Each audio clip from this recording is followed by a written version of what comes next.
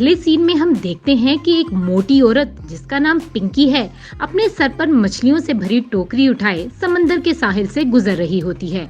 इसी साहिल पर हम देखते हैं कि एक रक्षा चलाने वाला जिसका नाम जिमी है अपने रक्षे के साथ वहीं पर मौजूद है।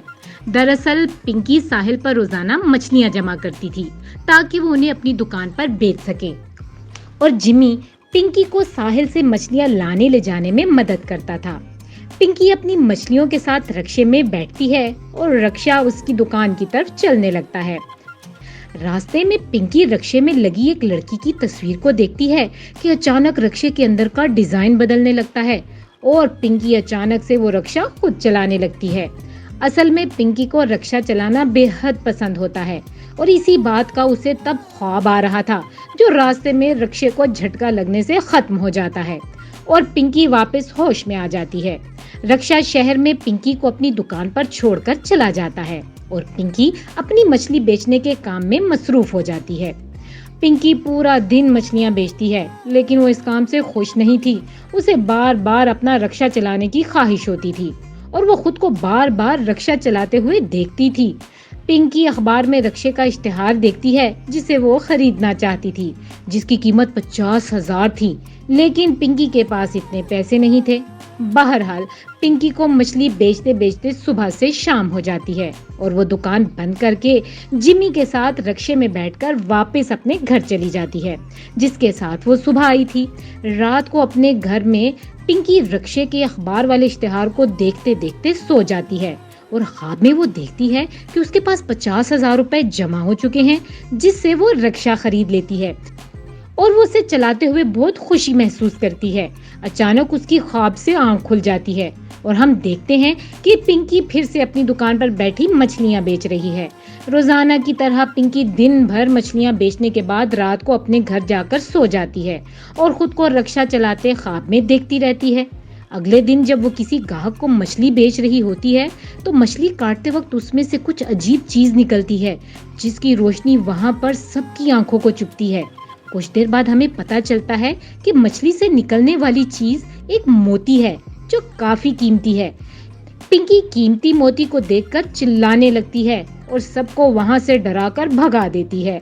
पिंकी फौरी तौर पर वो मोती बेचती है और उन पैसों से अपनी ख्वाहिश पूरी करते हुए रक्षा खरीद लेती है।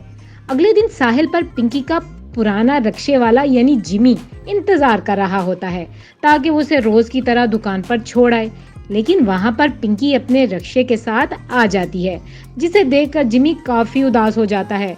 पिंकी इसे बहुत से पैसे देती है और फिर अपने रक्षे में बैठकर दुकान की तरफ चल पड़ती है।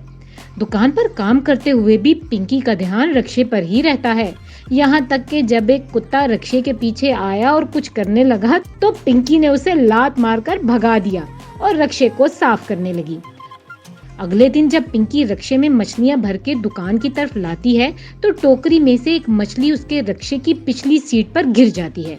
वो उसे जल्दी से उठाती है और सूंघकर फेंक देती है क्योंकि वो खराब हो चुकी थी।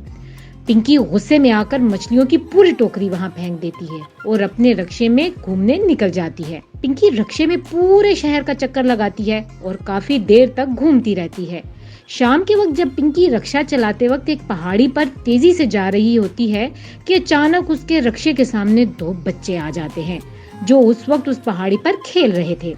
पिंकी इन बच्चों को बचाते बचाते रक्षे का तवाज़ुन खो देती है जिसकी वजह से वो खाई में रक्षे के साथ ही गिर जाती है और वहां पर सब गांव वाले जमा हो जाते हैं। इन लोगों के बीच में वो पुराना रक्षे वाला जिमी भी आ जाता है जो औरत को पहचान लेता है। अगले सीन में हम देखते हैं कि औरत हादसे की वजह से अंधी हो चुकी थी और उसका रक्षा पूरी तरह तबाह हो चुका था। पिंकी अपने रक्षे के पास उदास होकर बैठ जाती है और पूरा दिन ऐसे ही बैठी रहती है। रात को जब वो अपने घर वापस जाती है तो वो अपने पैसों वाला संदूक चेक करती है जिसमें चंद पैसे होते हैं। वो औरत उन पैसों से अपना तबाहशुदा रक्षा ठीक करवा लेती है। अगले सीन में हम देखते हैं कि पिंकी अपने रक्षे के साथ साहिल पर एक लकड़ी के प्लेटफॉर्म पर खड़ी होती है। पिंकी की आंखों की रोशनी तो चली गई लेकिन उसने ख्वाब देखने ना छोड़े। उसने हिम्मत नहीं हारी। उसे उम्मीद है कि वो एक बार फिर अपनी ख्वाहिश को और अपने ख्वाबों को जरूर पूरा होते हुए देखेगी।